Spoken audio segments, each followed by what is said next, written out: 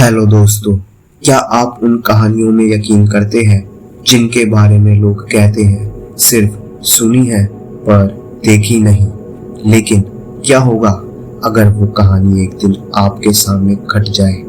Welcome to fear flix नॉक्ट्यूर्ना, जहां हम लाते हैं सच्ची घटनाओं पर आधारित हॉरर कहानियां जो सिर्फ डराती नहीं, आपके रोंगटे खड़े कर देती है। आज की कहानी वो है जिसमें काली छाया का सामना स्वयं बजरंगबली जी से हुआ। एक ऐसा मुकाबला जहां एक श्रापित आत्मा ने टकरा दी अपनी शक्तियां भगवान के सबसे बलशाली भक्त से। क्या सच में हनुमान जी प्रकट हुए थे उस रात? क्या कोई इंसान उस भयानक आत्मा के सामने जिंदा बच पाया? पूरी कहानी जानने के लिए वीडियो को आखिर तक जरूर देखना, और अगर डर का असली एहसास चाहिए तो अभी सब्सक्राइब करो चैनल को। राजस्थान का पाली जिला, जहाँ की मिट्टी में रेत कम और रहस्य ज्यादा मिलते हैं, उसी जिले के आखिरी कोने पर बसा है एक गुमनाम सा गांव लुनावा। यह गांव इतना पुराना है कि लोगों के नाम से ज्यादा उनकी कहानियां मशहूर हैं। दिन में ये जगह एक आम गांव जैसी लगती है। बच्चे खेलते हैं, महिलाएं कुएं से पानी भरती है और बैलगाड़ियां धीरे धीरे खेतों से लौटती है। लेकिन जैसे ही सूरज ढलने लगता है कुछ बदल जाता है। जैसे पूरे गांव की रफ्तार थम जाती हो, जैसे हर घर के दरवाजे अपने आप अंदर से बंद हो जाते हो। गांव के एक सिरे पर खड़ा है एक विशाल बूढ़ा पीपल का पेड़। उसकी शाखाएं इतनी फैली है कि दिन में भी उसके नीचे अंधेरा रहता है। ये कोई आम पेड़ नहीं है, ये उस आत्मा का वास है जिसे गांव वाले काली छाया कहते हैं। गांव में मान्यता है कि इस पेड़ के पास जो भी जाता है वो अकेला लौटता नहीं। अगर लौट भी आया तो बदला हुआ होता है। उसका चेहरा, उसकी आंखें जैसे अंदर से कुछ मर चुका हो। बड़े बुजुर्गों की माने तो काली छाया एक आत्मा नहीं बल्कि एक प्राचीन श्राप है। 200 साल पहले एक रानी को धोखे से उसके ही पति ने जिंदा जला दिया था।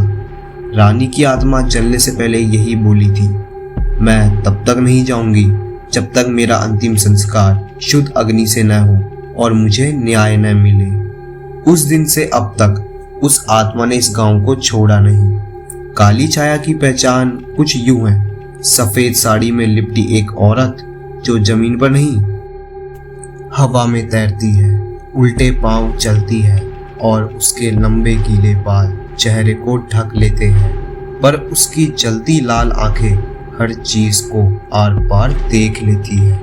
कहते हैं हर अमावस्या की रात वो पीपल के पेड़ से निकलती है और गांव की परिक्रमा करती है। कोई नजरों से मिल जाए तो उसकी सांसें गिनती में बदल जाती है। अब तक 3 लोगों की मौत इस आत्मा के संपर्क में आने से हो चुकी है। सबकी रिपोर्ट में कारण अज्ञात लिखा गया, लेकिन गांव जानता है कारण सिर्फ एक है, काली छाया। और कहानी की शुरुआत होती है तब जब गांव के एक सीधे साधे परिवार के बेटे हरिराम के बेटे को सपनों में वो आत्मा पुकारने लगती है। रात को बिस्तर में करवट बदलते हुए उसकी आंखें खुलती है और उसे अपने कमरे की खिड़की के बाहर उस पीपल के पेड़ के ओर कोई देखता हुआ महसूस होता है। कई वर्षों बाद एक नवयुवक अर्जुन, हरिराम का बेटा, जब पहली बार लुनावा की धूल भरी पगडंडी पर चला तो चारों तरफ सूखी हवा का एक अजीब कंपन था। वो गांव जहां उसकी बचपन की सबसे मासूम यादें बसी थी अब किसी डरावने सन्नाटे में लिपटा हुआ लग रहा था। खेतों की हरियाली गायब थी, कुएं के पास खेलते बच्चे नहीं थे, और सबसे ज्यादा खल रहा था वो अजीब खामोशी जो सांझ होते ही पूरे गांव को निगल जाती थी।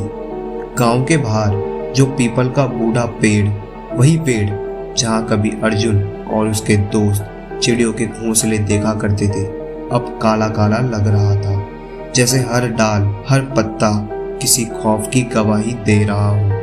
अर्जुन ने देखा गांव के लोग अब भी उस पेड़ की तरफ देखना पसंद नहीं करते थे। बुजुर्ग तो उसकी तरफ पीठ करके चलते थे और बच्चे उस रास्ते से भागते हुए निकलते।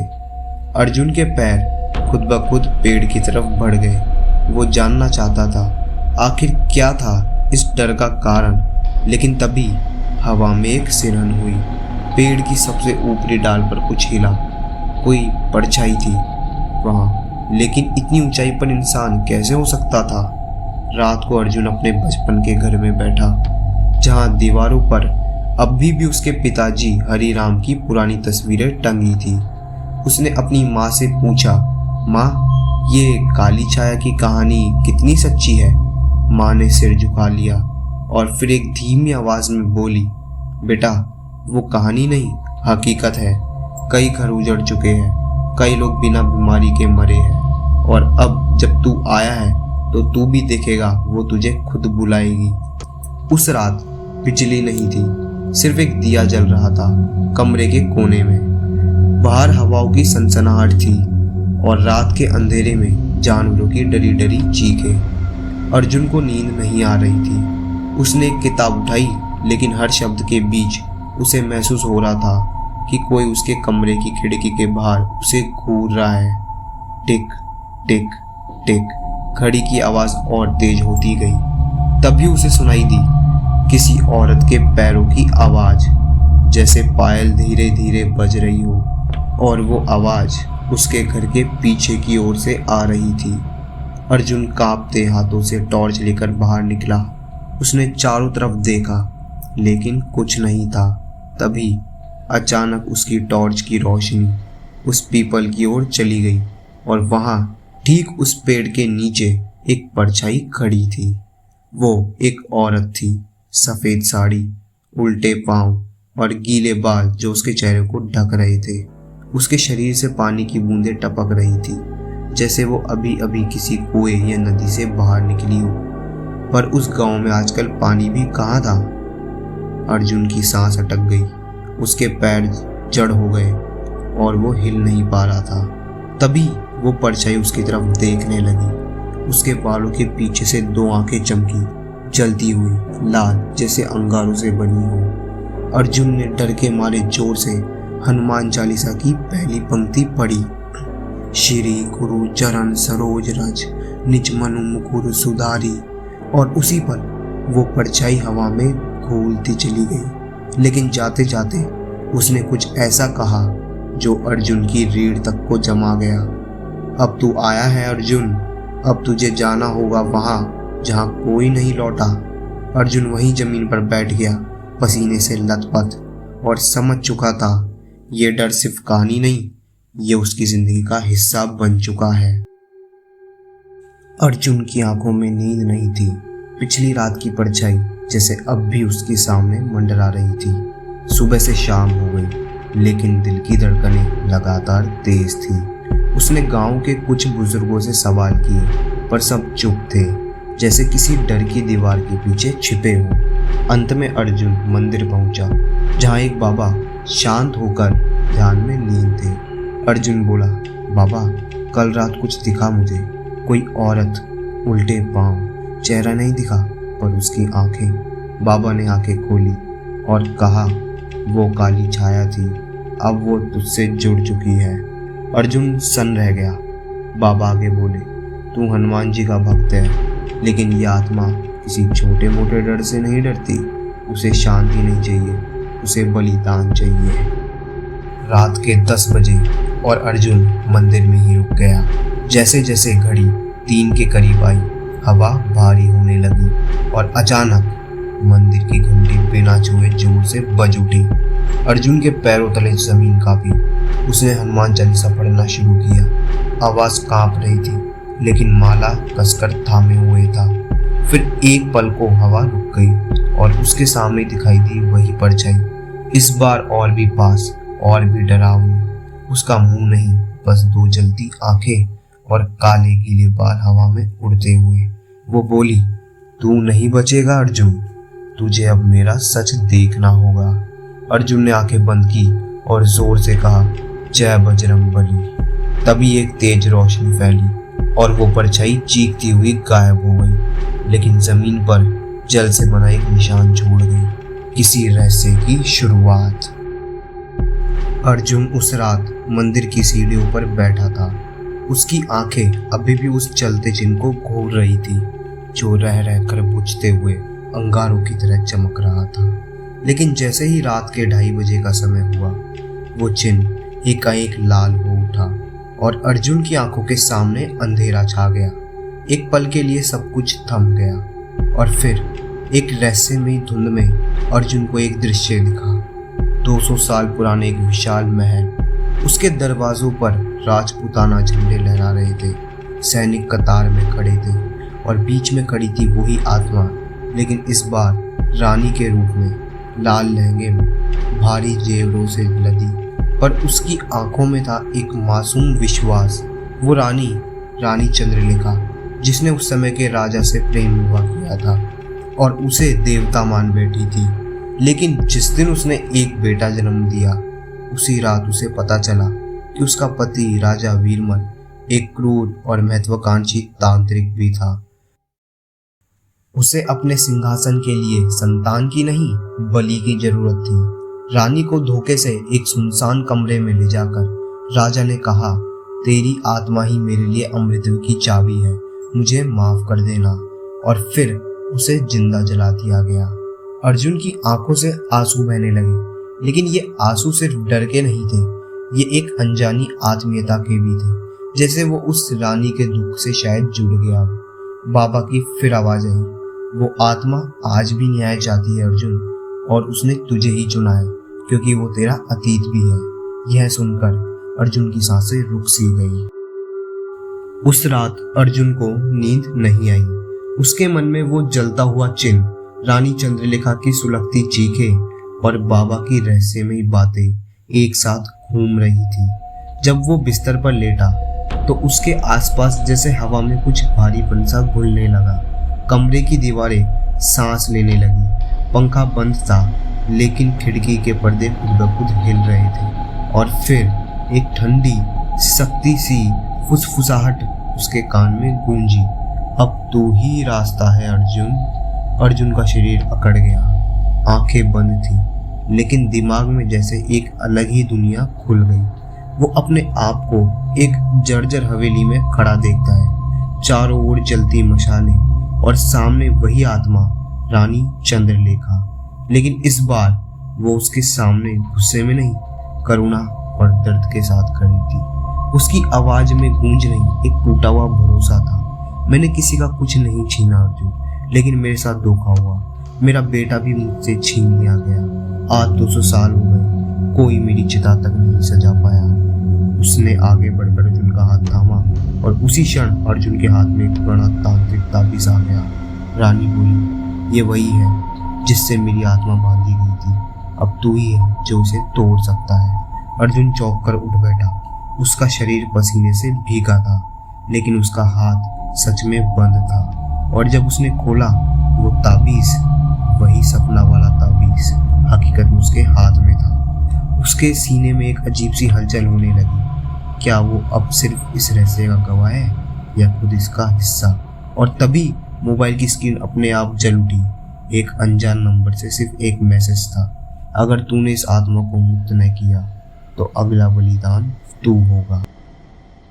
रात के करीब 2 बज रहे थे। पूरा गांव गुप्त अंधेरे में डूबा था। अर्जुन अकेला अपने कमरे में बैठा हुआ था, हाथ में वही ताबीज जो उसे पीपल के नीचे मिला था। बाहर हवा की सरसराहट कुछ ज्यादा ही तेज हो गई थी, जैसे कोई अदृश्य ताकत उसके घर के चारों तरफ चक्कर काट रही हो। खिड़की के कांच पर जैसे नाखून रगड़ने की आवाज आ रही थी, धीमे धीमे, फिर धीरे धीरे तीव्र होती हुई। अर्जुन की धड़कनें तेज हो गई, लेकिन वो ताबीज को कसकर पकड़कर बैठा रहा। अचानक खिड़की अपने आप खुल गई और उसके सामने खड़ी थी वही आत्मा, वही औरत, कीले उलझे बाल, जलती हुई आंखें और हवा में लहराता सफेद लहंगा। इस बार वो जमीन पर नहीं थी, हवा में तैर रही थी। उसकी आंखें सीधी अर्जुन की आंखों में झांक रही थी। उसकी सांसों की आवाज कमरे में गूंज रही थी, जैसे कोई 100 साल पुरानी पीड़ा से जीवित किए हुए थी। तू रुक क्यों नहीं जाता? आत्मा की फुसफुसाहट में हजारों आत्माएं की चीखें मिलकर गूंज रही थी। अर्जुन कांपते हुए पीछे हटा, लेकिन तभी ताबीज में तेज रोशनी हुई, जैसे किसी देवी शक्ति का आभास हो। आत्मा अचानक चीखी, एक खौफनाक चीख जो दीवारों को कपा गई। अर्जुन तुरंत भागा, सीधा गांव के हनुमान मंदिर की ओर। गांव की गलियां वीरान थी, लेकिन अर्जुन दौड़ रहा था, जान बचाने के लिए नहीं, बल्कि आत्मा से टक्कर लेने के लिए। मंदिर के अंदर पहुंचते ही उसने दरवाजा बंद किया और सीधे बजरंगबली की मूर्ति के सामने गिर पड़ा। हे हनुमान जी, अगर आज आपने रक्षा ना की तो यह आत्मा पूरे गांव को निगल जाएगी। उसने पास रखे घी के दिए जलाए और वही ताबीज मूर्ति के सामने रखा। जैसे ही ताबीज भगवान के चरणों में छुआ, पूरा मंदिर चमक उठा, हवा रुक गई और आत्मा की चीख दूर से सुनाई दी। मंदिर के पुजारी, जो अब तक इस प्रकरण से दूर थे, दौड़ते हुए आए और बोले, बेटा, वो आत्मा सिर्फ श्राप से नहीं, अपने अधूरे इतिहास से बंधी है। जब तक उसे न्याय नहीं मिलेगा तब तक वो मुक्त नहीं होगी। अर्जुन की आंखों में दृढ़ता आ गई। अब सिर्फ डर से भागना नहीं था, अब उस आत्मा की कहानी को पूरा करना था। उसे याद आया, आत्मा ने पहले सपने में उस जगह की ओर इशारा किया था जहां कोई चिन्ह छुपा था। शायद वो रानी चंद्रलेखा की हत्या का सच, जिसे सामने